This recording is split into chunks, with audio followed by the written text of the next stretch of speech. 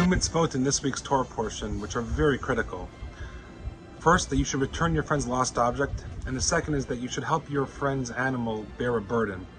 And what's interesting is that the Torah used the same negative, passive connotation and language with both mitzvot. It says that you shall not, quote, hide your eye from them. You should return the lost object and you should help him, but the Torah adds this point of not actively hiding your eye. And Rashi, the classic commentator, says that there's an active, proactive concealment that a Jew has to do in order to not fulfill these mitzvot. Why does the Torah have to say this? Simply state the positive injunction. Go and help your friend with the animal or returning his lost object. Why does the Torah need to say in the negative, the act of concealing your eyes? Don't do that. And there's a beautiful answer. The Talmud tells us that the DNA, the very soul of the Jewish people, is built upon three qualities. That we are rachmanim, merciful ones, baishanim, bashful people, and gomei chasadim. That we are also people who are obsessed with loving kindness.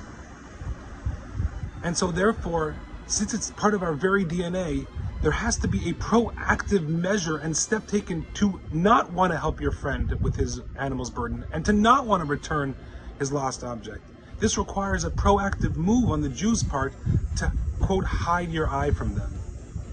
What an amazing lesson this is as we approach the high holy days of Rosh Hashanah and Yom Kippur.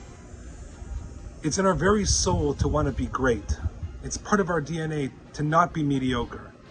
And if you're just living in mediocrity, it's because you're actively hiding your eyes. You're actively moving away. We don't exist in a vacuum.